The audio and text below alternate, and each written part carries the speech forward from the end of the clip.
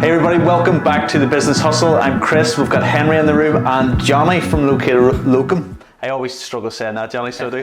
And we're going to ask you some questions about where you've been as a business owner, like way back in the day to where you are now. And obviously we know that you're rich and famous nowadays, but I want to kind of hear your story, how you got to where you are, some of the pitfalls, some of the stuff that's happening. Henry, you've got questions, I've got a beer, it's Friday afternoon. I know, let's get into it. A beer o'clock somewhere. Right, Jonny, obviously Christopher and I have been doing you a few years now, and it's been an absolute joy to watch you move from startup back in the day to running. We'll not say too much, we'll let you talk about this. Can we ask you, give us a wee bit about Jonny and a wee bit of backstory, how Locum started and all that crack? Yep, so my name's Jonny Clarke, I'm CEO of Locum. My background is I'm a qualified pharmacist. And basically the business was born out of whenever I graduated as a pharmacist and trying to find work. It was the height of the recession and it was actually difficult to find a full-time employed job. So you had the opportunity to work as a locum, which basically means you work on a self-employed basis and you travel from pharmacy to pharmacy covering sickness, for example. And at that time, basically how you found work was you printed off a business card and did the salesman approach where you visit sort of different pharmacies. And I did that for a while, and it wasn't that successful because when you arrive at a pharmacy and try to speak to the pharmacist, they're dealing with other patients. Yeah, they're busy, yeah. They're like the salesperson that comes in through the door that no one wants to really speak to. So I had an opportunity and had an idea really to bring that into the digital age, create a platform where pharmacists could advertise their availability for work and pharmacies on the other side could book them. I don't think the idea is that unique. At that time, there was companies like Airbnb and Uber that were starting to build. So I was sort of seeing the challenge as a pharmacist and then really wanting to make a change and do something about it. Yeah, I don't know about what you thought, Christopher. Anytime I went in to get a prescription or whatever, you always felt that the guy or the girl or whoever at the back was part and parcel. I only started to understand the whole process of a locum when I actually chatted to you. Yeah. When did the idea come up, in regards to, you mentioned Airbnb. Yeah. You mentioned somewhere, you must have landed somewhere sitting and went, why has nobody thought about this? Well, see, people had thought about it. So going back, Locum is built on a law called the Responsible Pharmacist Regulation. I'll not bore you with details, but basically it means for a pharmacy to be open, you have to have a pharmacist in the premises. Yeah. So that's been around, for a number of years. So basically, pharmacies are under pressure to find a pharmacist when things happen. Henry the pharmacist gets sick, or Chris the pharmacist, has a baby and has to go off. They have to find someone to cover that. So when I entered the world as a pharmacist, there was traditional companies, recruitment agencies that solved it, but they solved it through traditional means, such as telephone calls and relationships and around that. And I seen an opportunity to bring a tech platform to it and really consolidate it and use technology to sort of scale. And I mean, Locum first started as a really basic service. Yeah. You guys probably heard of WordPress. Yeah, so was you started? I created the first WordPress website. And I went across my university year group and offered them the ability to pay a fee to advertise their details on it. And then ultimately it's scaled now with our fully tech enabled website and mobile application. Yeah. We work with some of the biggest brands in pharmacy and optometry. It's not just pharmacy anymore. Nice. And we have in excess, I would say, about 30,000 locums registered on the platform across the UK and Ireland. That's fantastic. Without going, I want to ask for a number and then I'll jump back. How many staff have you got now? Just shy of 60 members of staff. Just shy of 60. Okay, let's go back because I want to start at the beginning. You started in the accelerator program in Ulster Bank. Yes, as a solopreneur, as they now call it. Yes, they do. Yeah. Yep. So tell us about that. How did that come about? Obviously we're looking down a track with 60 people. You couldn't have seen that then, did you? No, I would say, you set your sights on success, and from my definition of success at that time, I've probably exceeded that. But as you enter in the game of business, your definitions of success change, and it's ultimately very dependent on what you as an individual want. Yeah. At that, I had worked as a pharmacist and I was in full-time employment in the NHS, but I wasn't getting a lot of fulfillment from that. And I took a career break. I had to go out and travel, as many young people do. And I was on that career break. I sort of thought a lot more about what I wanted to do as a career. And I did want to get into business.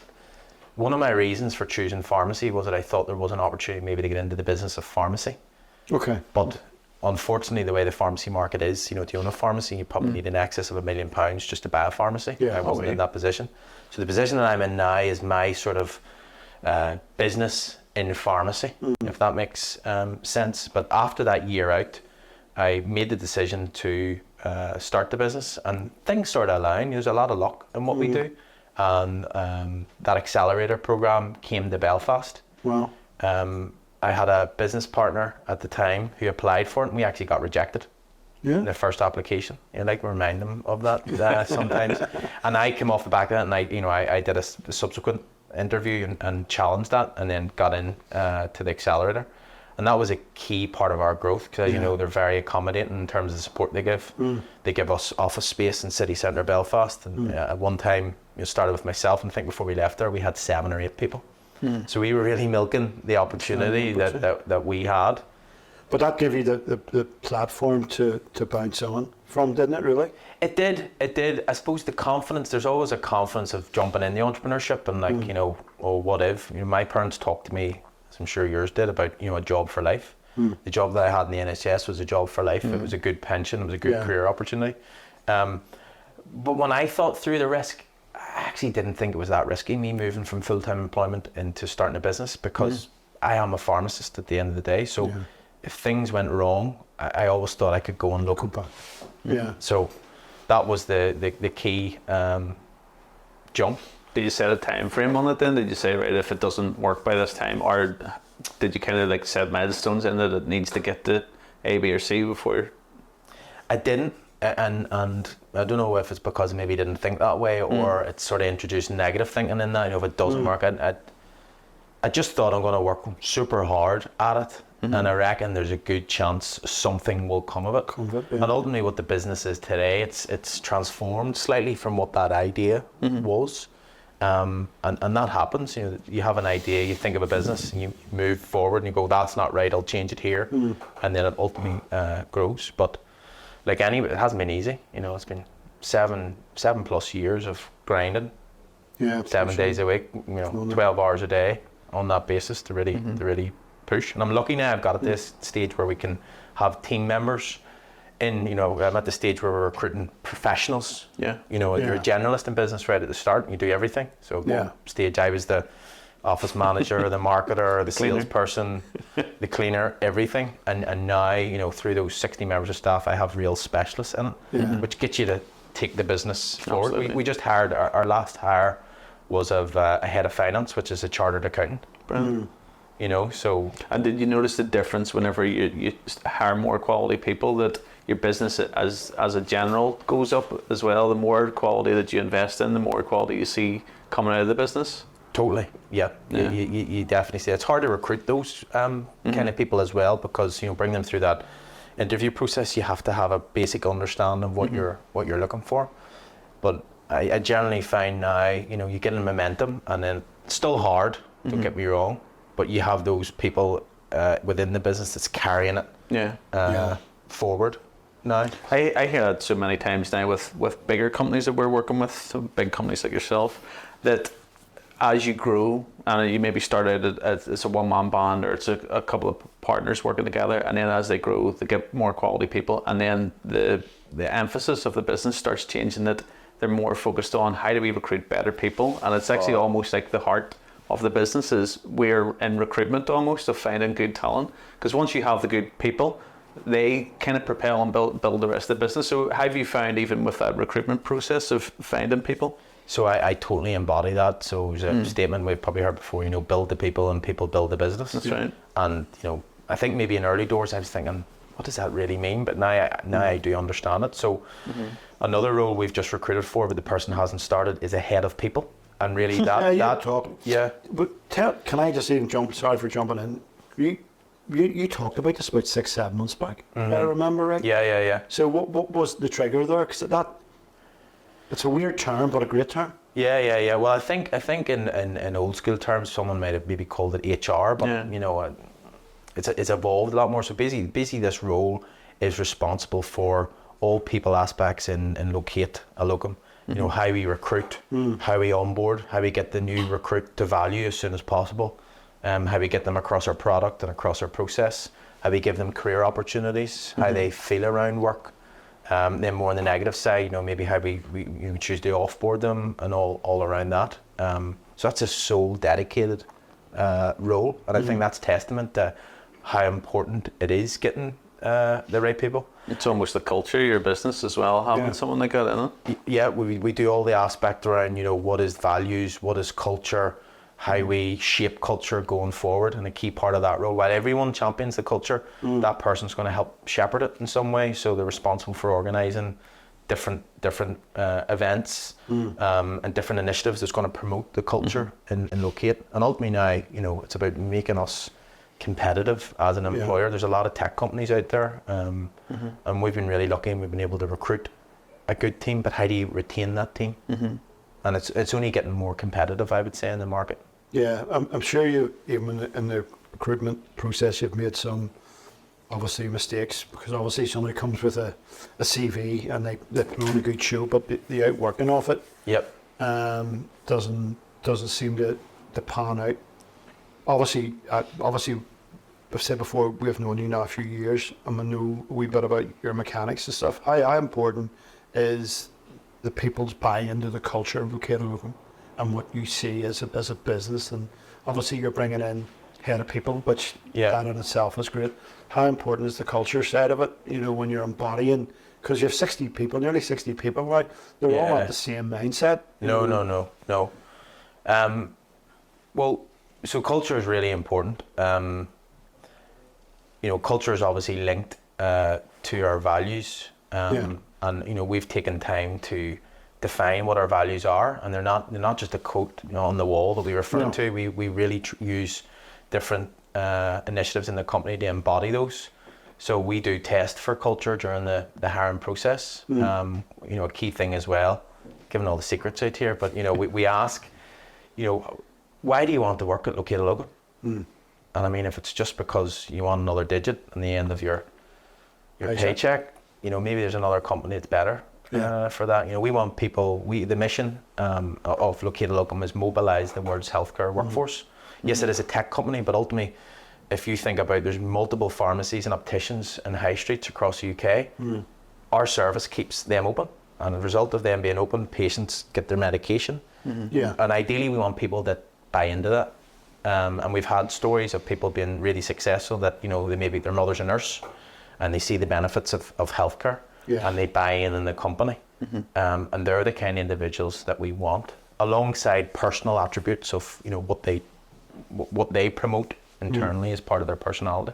So the interesting thing you've mentioned here, since the last time I met you, is that you've brought in the optician side of stuff as well. So does that mean that you have to pivot the business in any way, or if you had to change the branding, or if you changed the messaging, has that changed anything for you? Not really. We're lucky. So the concept of locums and being self-employed still exists in opticians. That's handy. It's very similar to pharmacy and other verticals, may I add. But opticians are closely related to pharmacy. It was probably the first market we were going to move into, because a number of our customers coexist in both the pharmacy and optician market.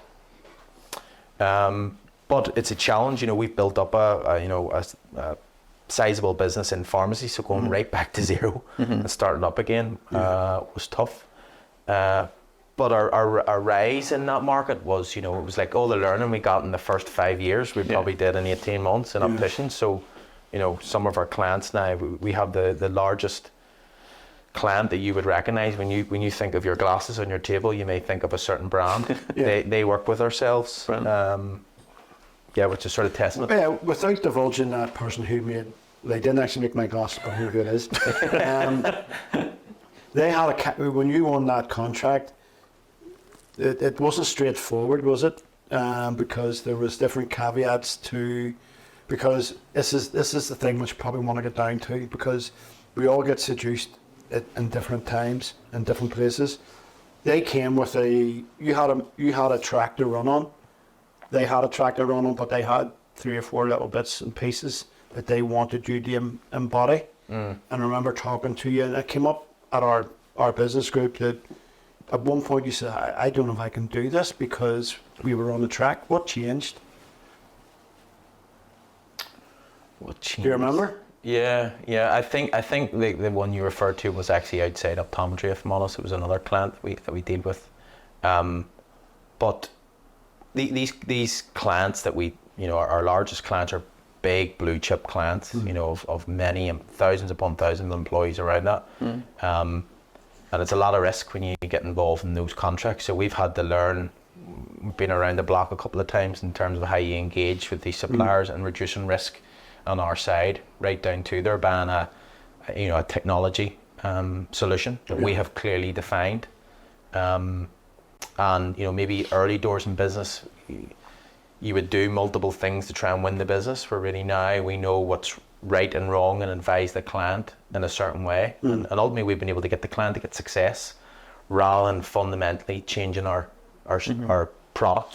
Yeah, because it wasn't Branson that said, famously said back in the day that I just said yes and then worked around it. Yes, I think you can do that early doors, but now saying yes to so many different clients, it's very hard to scale. Yeah, you dilute the very essence of which you're. And ours is a product, so I was always afraid of creating what we would deem a Frankenstein product that was many things to many people. We have a defined product that solves a specialist sort of use in healthcare companies that we've gladly sold to multiple pharmacy and dietitian companies across the UK and Ireland. Yeah, I think that's what makes successful businesses, that you pick your lanes you're going to run in, and you figure out, this is my message, and I don't need to be everything to everybody. I know you're adding opticians, but it's a vertical if you're offering. But the more you kind of like dilute your message, and the more you start to try and be everything for everybody, it gets really hard then to be competitive, because people like lose the message with it. And that's something that's always interesting to me, is that whenever we meet customers, they start out, they maybe have like one product or one thing that they specialize in, and then as time goes on, business gets bigger, more services come on, and then all of a sudden, maybe like 10 years in, they can feel that their business is going a totally different direction than what they ever thought it would have went. And it's very hard then to try and pull it back, because you've maybe got a team of people pulling your business away. So my question for you would be, you started out years ago down in Belfast, setting up, doing a bit of a hustle and making things work, working with WordPress, which I'm impressed with that you made that work. And then the business has grown, and obviously you've got people maybe pulling in different directions and opening up other opportunities. How do you fit into that on a daily now, and where do you wake up in the morning and kind of slot into the business? Yeah, well, as the business has grown, my role has changed. Every year I probably have to redefine my role and how I best contribute to Locate. My role now is as CEO, and I see that really as sort of as setting and ensuring the vision in the company, and then working with the sort of department heads to ensure that vision is sort of rolled out in strategy across the year. So it's maybe not the best analogy, but like the Olympic rowers that you see, and there's the rowers either side, and I'm the person at the front of the boat sort of saying we're going this way, so that we all are rowing one way, rather than one person's trying to go that way and the other person's got to go that way. So how do I do that? It's being clear on what the vision is, doing a lot of thinking. I'm still heavily involved in the business, but I totally buy into getting some time out to think. I take Thursdays, for example, to think, and then you constantly have to re-communicate it. So today, before I came to this, I was sort of setting strategy. We do it on a quarterly basis with our management team. This quarter in particular is really interesting because it's the end of our current financial year. It's setting up our new financial year in April. So now that that's set with the management team, the next step is we do a company all hands. And March 22nd, we've rented a space in Belfast, and all 60 of us come together, and I will re-communicate that. And I will constantly re-communicate that on a monthly basis. Really until they can re-communicate it back to me. And do you feel that was always part of you, or did you have to grow that part of you as the business grew? Good question. There's other aspects of life, like, you know, I want to make sure this is not the Johnny Clarke self-promotion show, because my wife will tell me off. Oh yeah, she'll be commenting. She'll drop her link in the description. I've always sort of just like challenging myself, and if there's something to be done, going for it. You know, so I was head boy at school. So you would have, you know, it's not the same as being a CEO. Yeah, but there's things involved. You know, you have to do public speaking. You have to sort of set maybe a strategy with, you know, how you're going to organise a school formal and how that's going to flow through. So on a smaller basis. Yes, but no, I'm challenged in my role. You know, I've had the craft skilled, and I'm not perfect in any way. So I think I take feedback, you know, on what I do right and what I do wrong. And then I try and work on that basis. And I'm not saying I'm here the best CEO, not in any way, but I'm constantly trying, like a sponge, sucking in what I should be doing and shouldn't be doing. And I always don't get things right either, and be willing to adapt. It's important. One of the things that you've changed since I first met you, before I first met you on Zoom, actually. Yeah. And you always seem to be in a white room. I don't know if it was at home or whatever. He was locked up. I don't know what that was. I know. I don't know. Jacket. I always remember the room, because there was a light behind you and stuff like that. And when I look at the Jonny now, and then look at him, and then obviously we've met stacks of times since. Christopher's touched on it there, as a leader, as a CEO. Obviously, I believe if you have a child or whatever, you walk in some form of leadership. What has influenced you? And I know, because you don't come from a family of business. No. I know, because you and I talked about, because I met your mum. Yep. And stuff, and your brother is not risk averse, but he knows his path. And he's happy. Yep. He doesn't want to jump, and rightly so, nor should he. What was the leadership things that lived in you, you've had to adapt and develop and blah, blah, blah? I know you said about the hunger, but is there different things that you've said, I need to, obviously you've got this stage now, you're taking Thursdays off to think. Yeah. I think I've always read a lot. I'm an avid reader, and I think I'm influenced by, you know, a number of different books I've read. Obviously, I'm sure you've talked about it in the podcast before, you know, the 3 to 5 Business Club. Yep. That's really influenced me in terms of thinking. You know, John Heenan has really influenced me in terms of how he thinks about business and how he thinks how a leader should communicate. Not everything that's shared I'd agree with, but I've sort of taken different aspects and just ran with it on that basis. So I think the biggest, I'm an avid learner. I would say, really do enjoy, like I probably read about 5 or 6 books at one go, which is bad sometimes, but I'm constantly, on the way here, I'm listening to a podcast. You know, now you get your podcast through Spotify, so it's super easy to do that. Yeah, like this one. I'm trying, you know, to suck up that learning and then move it in to sort of practice. But now I am in the company. I'm actually getting coaching.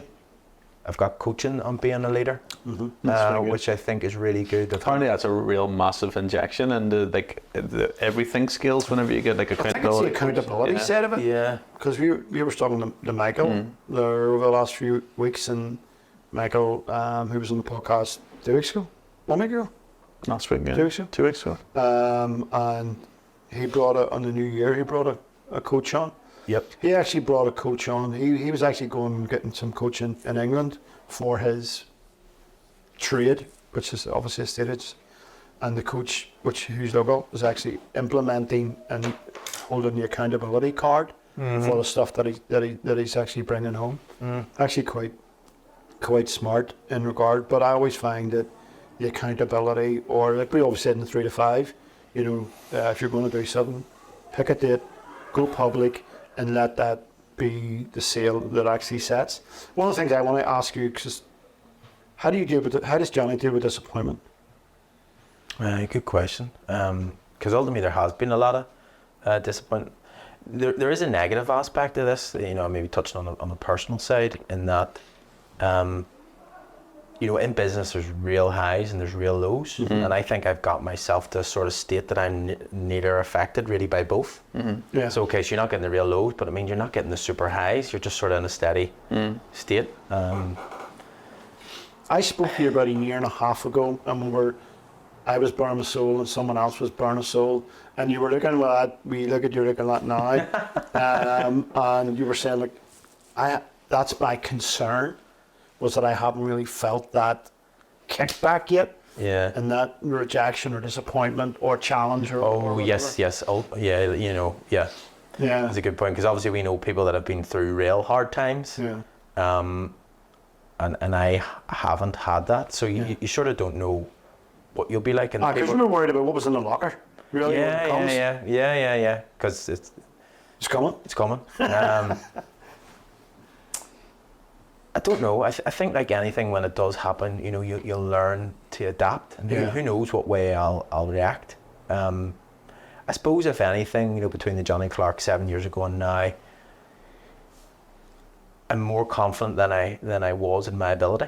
Mm-hmm. And I like anyone, you have a value that you can bring to the market.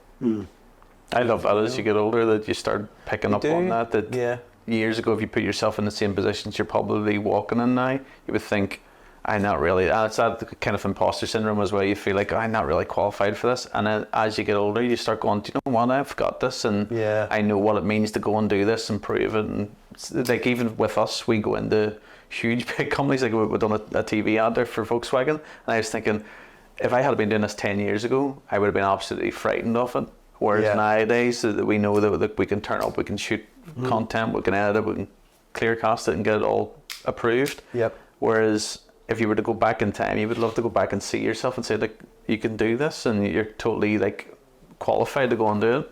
Yeah, I think it's like anything, part of it is through repetition. Yeah. And from learning and really learning, what went wrong and what am I going to change. So taking that on board and through years, I've got many years in business left. So I hope to maintain that sort of learning curve, and and the confidence thing. You want to be confident. We don't want to be too confident. Absolutely, I would say, and that's keeps you hungry risk. as well. Keeps you getting out of bed in the morning to go and turn up and learn and apply. As you're saying, you're an avid reader, and you're looking for to learn stuff. I would say that's probably my metric for people that are going to be successful, is that they spend their free time learning, and they spend their free time developing themselves, instead of just enjoying having a good company or getting out for things. And so I think that's a really important metric, is to make sure that you're constantly developing. Yeah. So you mentioned, I remember the last time I seen you, I think it was maybe like a year or two maybe ago, and you'd say that you had access to this little shack up the coast and had no electric and have you still got access to that? Yeah, it's not too far from here. And you still go and do it? Yeah, the odd time. It's not in the colder months. It's not the warmest. So you just shy away. But in the summer months, we would use it. So it's a little sort of whitewashed cottage near to the sea in Isle of Magee. Yeah. And again, coming from the tech world, where you're constantly surrounded by devices, Wi-Fi and mobile phones. Oh yeah. This cottage, you can't get even a mobile phone signal in it, so it's good to go there. It has an open fire. Yeah. And many's a weekend I would go and brought a book, and the sound of the open fire and whatnot, and cooking over an open stove is just it's just great. I know. Oh, look, this is probably a wee bit random. Obviously, we're talking a lot about business and stuff like that. How did you meet your wife? Just as I take a drink. No. Your wife was with you when you done the year out, didn't you? Didn't you? Yes, she was. She was my girlfriend, and then I proposed to her at the end. She passed the test. She did. It was a long test, she would say. As I grew up, I was really into skateboarding in town, and would have, skateboarding where you jump down steps and jump over barriers and whatnot, and hung up out in city centre at the certain skater spots, and she was one of we referred to them as groupies that hung around the side. So it was that sort of social circle. All your jumps and stuff then, did you? It was the height of sort of Avril Lavigne. I'm a skater boy. Yeah. I was a skater boy, and I took the opportunity to ask her to my formal, and then we've been together since. So we're 17. Amazing. Wow. How long are you married now? God, I'm gonna Get it right. Yeah, Get it right. get it Megan right. Chandler got it wrong, by the way. I'm gonna get it wrong. I'm really bad with dates. You know, We do it. We do this deliberately. Yeah, if you can edit this bit out. I'm not even going to embarrass myself by saying a number. I don't know, but You have to. yeah. Savage. Many, was it 2018, 2017? This is 24. 7 years. 7 years. I was waiting for you to say it was like 25 years or something like that. That's why it was so hard to get. No, I can't remember, but it's yeah. So you invited her to the formal? Yes. So that was it then? She was smitten? The skateboy boy? Yeah, no, I was at school, and then obviously went off to university and whatnot, and we kept together. And now we're married and we have 2 beautiful young kids. Mm. What ages are the kids now? One kiddie's 4 and one kiddie's 2, so a boy and a girl. Well, I'm sure, because we've talked about this, where that's quite a, there's a lot of going on at home. Obviously you're building a bit of a juggernaut of a business where you've moved from 7 years back at the accelerator. Now you have 60 miles to feed. You know, I mean that because obviously it's a big beast in regards that you have to feed it.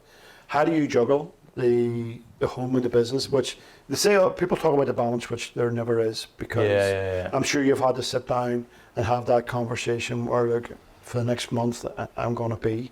Yeah.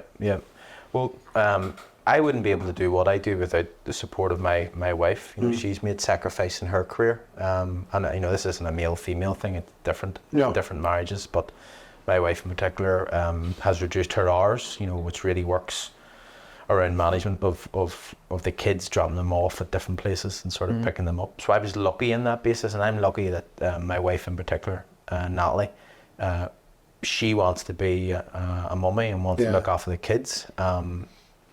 And while I want that, I also want to grow a business. Yeah, So, but that's where the team and the unity of the household, because there is give and take, and sometimes you have to have those hard conversations because you're obviously dealing with blue chip companies. They're not a 20-minute drive down to Belfast. No, there's a lot of travel, and you've been to the States a few times on a few of those American sort of cross sort of Atlantic. Yeah, there's a lot of travel. That means I'm away from home a quite bit, and with 2 young kids, obviously it's difficult looking after them on that basis. But you know, it's not without its struggles, but we work it through. We make it work. But I think I have to reference, if I'm here today for any sort of level of my success, it's only because of my wife that supports me on that basis. You know, and that's the thing, because when you're in business, there is, because Jonnys made the same sort of life with Lorraine. You know, Lorraine obviously is in the homemaker, whereas John's the hunter-gatherer type of thing. But they've worked that through, but they've also held true to the date nights and stuff like that, which in the weekends away, that actually you have those date nights. Yep. Well, what my wife has sort of taught me as well is it's all good being successful in business, but if that was the only thing you have, I think that's not a life worth living. So my wife sort of brings me back to the important stuff in life and family, and reminds me of those, even not of my own family, like my mum and my brother, and remind us, to sort of spend time together as a family. So she's good on that basis, because I think if I was a single man, I'd probably work all day every day, and that's not good either. Good. So I've been lucky to have. Would you recognise that early doors? You recognise that you would get on that train and work. But somewhere, obviously, you and Natalie have obviously sat down and said, right, okay, we're doing this as a. I don't even think it was well thought out. Is that, Henry? It's kind of like through the struggles. It's like she's pulling me maybe more towards the family aspect, and I've realised that's actually a really good thing. I want to have a relationship with my kids. I don't want my kids to grow up and think, who was he? He was hardly here. And I do. I think I have some level of balance. It can always probably be better. When my wife is here, she'd probably say I still go away too much. But that business, you have to make the sacrifices, and looking after the family you do, and it's push and pull on that. So we haven't got it perfect, but it's no doubt. If Natalie was sitting over there, There's no chowder, by the way. What would you say Jonny's greatest quality is? Yeah, I don't know if she will listen to this. What's my greatest quality? I think she can see how hard I work. Right. Really, she sees the hours put in. We had the opportunity to work from abroad before. Spend a number of weeks away, and I was still toiling away in a little office, and in a really nice sunny environment outside, and I had to get something done. And I had to get this thing done. So I say that was it. Working hard. I would say, yeah. Yeah, but that's obviously for the family. Yes, I try and and the sacrifice of that is for, the greater good of the Clarke home type of thing. Yeah. Yeah, that's cool. So 7 years down the line, what age are you now, Jonny? 34. 34, my goodness. We've talked about this, and what does a 40-year-old Jonny Clarke look like? 13 years down the line of Locum, 40 years old, big landmark. Have you looked, obviously you're doing strategy sessions and painting the pictures and stuff. Yep. I do really enjoy what I do, Okay. and I think, I don't see it as work. That's probably referencing back to why I work all the time. I don't see it as work. You enjoy it. I enjoy it. I would like to be still involved in business. Hopefully that's still the locate business, where we've expanded now into other healthcare fields. verticals. We also have the opportunity to work on an international capacity. There wouldn't be a lot that I would want to change on that. Yeah, you're enjoying the journey. I'm really enjoying it. A more wiser, rounded person. Yeah, perhaps maybe get my. Maybe not work around the middle. Be a bit more fit. I wouldn't change. Keep doing what I'm doing. I think, if that's, I don't know if that's the answer you're looking for, but yeah. Yeah, I know you have an ice bath and a sauna at home. I do. Yep. We were meeting so many people with ice baths. Yeah. No matter what. The extra miles, he's got a sauna as well. Yeah, I like the sound of that. Well, there's a lot of evidence currently about hot and cold therapy. I mean, documented scientific evidence. So as soon as I seen that, coming from a scientific background, I mean, the evidence to me is clear. So I had an opportunity to, add something to my garden last year, and decided to add a sauna. So I was in it yesterday morning. You cook in the sauna for sort of 20 minutes, get your body temperature up, and then you cool down in the ice bath. Oof. And it's tough, but clarity that it gives me. Obviously, I agree. It's probably a bit of a fad. You see the ice baths everywhere. Yeah. Like I think Wim Hof is everywhere on social media. But I really enjoy it. And it started probably pre the ice bath on the C-dips. I was doing that before. But it's a bit of a hassle dealing with sand. Especially in your car. I'm sure you wouldn't like sand in your car. I'm the same. So having an ice bath at home just makes it more accessible. I really reckon you're welcome to come and try it. Either of you. Henry, will I won't. I'll get a sauna bit. No, you have to do both. That's a secret. No, it's even harder when you cook yourself in the sun. Is it harder? Oh yeah, because how would I describe? It's like it's like being in a hot country and going inside in the air conditioning. Like it feels way colder than what it is. You've sort of raised your core body temperature.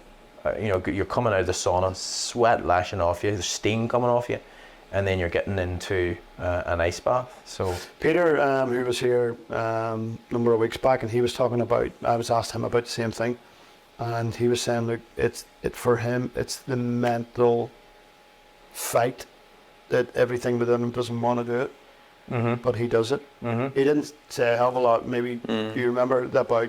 It's how it translates into business. So if he comes across stress during the day, then he goes, like, I've dealt with something that's really uncomfortable, and if you can deal with that, you can deal with other things as the day comes in. So it's nice that there's like the mindset thing that he's applied to it. The way I see it though is it really wakes you up in the morning. You've had I phoned you this morning. I think you were still half asleep. I told Chris we want to come in. Tell me. When you get in that ice bath and you get out, this sort of mental clarity that you have, it's like, I think if you go to start work at 9 o'clock and you sort of roll out of bed and just land in, you are still half sleeping, or you do a workout, I think you get the same the blood. Yep. in that ice bath, and I come out and sort of enter into work, like I am switched on and I know what to do. So I love that. It's not enjoyable, I must say. You know, it's not nice. Your body goes into that sort of survivalist mode, but from a clarity point of view, and the health benefits are super clear. You know, they say, I think a person that does a sauna 3 times or more has a decrease of dying by a cardiac event, decrease of 40%. That's unreal. That's huge. And I've, history in my family of that. No. So I that's why I did had it. toyed with, I went through a real thing about a hot bath. It's not to do with health and safety, it's just our health and well-being. And then I went, when you told me you bought a sauna, I thought I really liked the thought about that. But the ice bath, I just can't get my head right. Yeah. You know, so just to finish, Jonny, coming into land, what has been the biggest book influence on you? What has our mentor been the biggest influencer? And how important is it to have those influences as you're growing and developing as a business owner? Yeah, good question. I do have to give a shout out, I think, to the 3 to 5 club. It's really influenced my thinking as a business owner, not only inside the business, I think, but outside. I've really enjoyed that. I've been a 3 to 5 member now for a number of years. So that, and John Heenan has been a key person, I think, as part of that. You know, for me, a number of years ago when I went out to try and find a mentor, John really stood out as someone that had been through war in business and come out the other side, and I thought, well, geez, what better person to learn on? Absolutely. Because he's made all the mistakes. And that's possibly why I am the avid reader and learner. You know, all these books, they're people's experiences. So it's my way of thinking of sort of shortcutting some of the learnings. In terms of favourite book, and probably because it's out there, it is I forget the name of it, Ricardo Semler's book. Oh, yeah, Maverick. I really enjoyed that. You know, how he took a traditional organisation in Brazil and did things differently. He flipped it, didn't he? Yeah, and got the better outcome. So, you know, in the company, we're not afraid to sort of question conventional thinking. That's good. Probably not the extreme he does. Yeah. Now, No. you know, he does some mad stuff like people setting their own salaries and all and stuff like that, which I don't know how that would work, but It's worked. He's made it work in a traditional business. I really enjoyed that book, reading it, and then applying some of the stuff. So I'd really recommend it. It's Ricardo Semler Maverick. Yeah, very good, very good. So we're looking back 16 years. If you look back, what would you say, isn't it, and we'll finish with this, what would you say to the 18-year-old Jonny who had a spark of entrepreneurship? Or would you say anything? Or would you say, look, enjoy the ride, whatever? Enjoy it. You know, I think things are going to work out okay, and just enjoy the ride that is life in business and outside business. There's a lot of time we spend that is outside business, so enjoying both aspects. And I think that's one of the things that missed in a lot of business owners and stuff like that they don't bring their family with them. And I think chatting to you, I know chatting to Chris, obviously been working with him for so long, is that if that doesn't move as a collective, the family, with the business, there's going to be massive issues going forward. So you can't. I don't think you can think about the business in silo. Would be my. Yeah. It's about everything. You know, the business is an extension of myself, and the business is really important. But there's other really important aspects in my life, and ensuring that I sort of provide value to all of them. Yeah, that's and that balance isn't easy, but you try and make it work to the best of your ability. Okay. Yeah, well, thank you so much for coming in and sharing your story. Thank you for having me. Finding out a bit more about you again, and we wish you all the success with the you guys too. The new ventures. And that is the end of the Business Hustle. If you just want to find out more about what Jonny does, we'll drop some information in the description below, and you can link off and check his empire out. And thank you so much. I'm Chris. Henry. Jonny. And we're the Business Hustle. We'll catch you on the next one. Jonny, Perfect. Yeah, well done. Thank you. Cheers. Thank you. Well, this guy. Thank goodness, this was lovely.